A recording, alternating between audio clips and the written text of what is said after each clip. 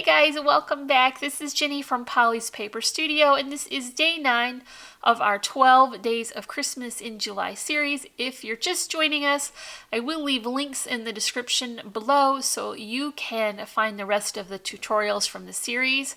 So can you even believe it's already day 9? I don't even know how quickly this whole thing is going, but today we're going to create a beautiful banner that has some great die cut elements and is easy to create with a beautiful pattern paper collection. So join me and we will make this together. Something I very seldom ever do is start my project with a sketch or a design and then pull papers to try and hammer it into that arrangement. But for this project today, I wanted to be able to use my stacked stitched banner shapes to cut all my pieces. So I picked these that I thought was a very good size, and they will stack so that I can have a larger banner in the back with a smaller one on top.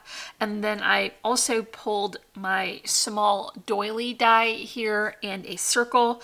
And so here's my basic sketch. And then I went to my paper cabinet and pulled this beautiful Cartabella Christmas collection. This is still available at scrapbook.com. I checked this morning, and so if you want to pick that up for this project, I had some in my stash already.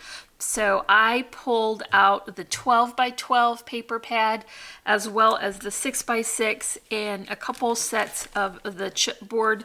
There's phrases here and then accents. So all of these were part of my project for today. What I have done now is I cut all of my pieces for the whole banner at one time, and that was a big time saver. And it kept me very organized as I was working along. So I have my banner is going to have 3 of the larger sections with tags hanging between.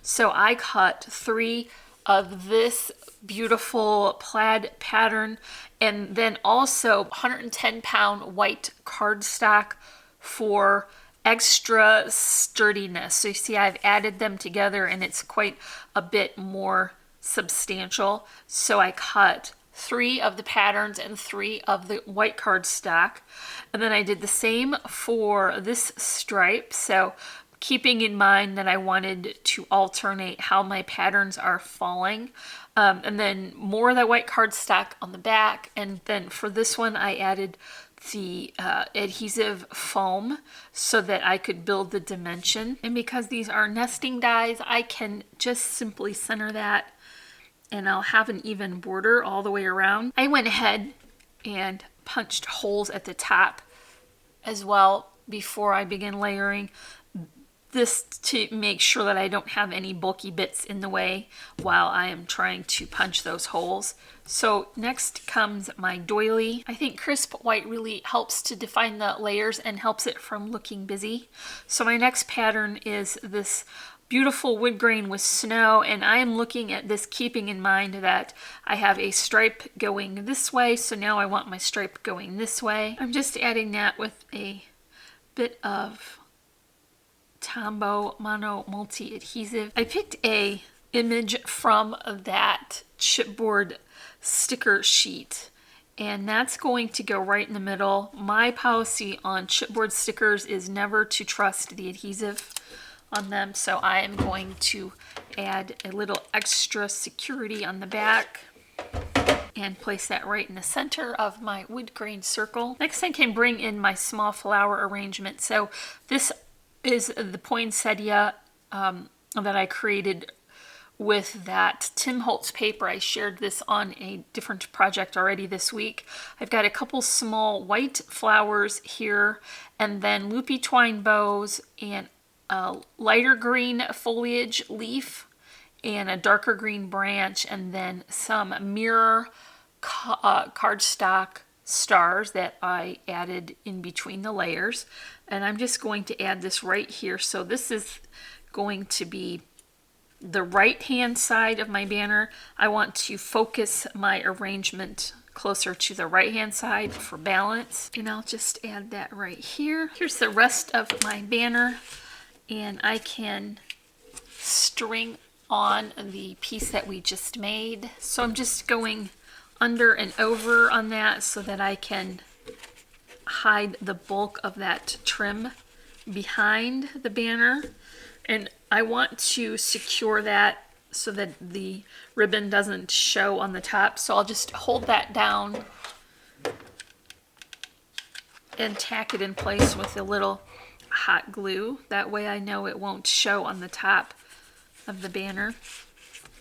So you see between the larger banner pieces I have tags, and these were cut from the 6x6 paper pad. I put more of that 110-pound cardstock on the back, and I cut 2 holes just like I did for this large one, so it looks like this. I can string that on just the way I did the larger banner piece. Then once I've got it in place where I want it, I'm going to add my bow, which I tied from the same ribbon and topped with a loopy twine bow and a vintage button. That just goes right on top. And I'm adhering that with hot glue. I've got a couple of sequins I want to add, and that is all for day 9 of our 12 Days of Christmas in July series. If you enjoyed this project, make sure you come back tomorrow for day 10. We have lots of more holiday inspiration coming your way. You can leave me a comment and a thumbs up, and if you are not already, I would love for you to subscribe. As always, I'm wishing you a happy and productive day, and I thank you so much for watching. Bye.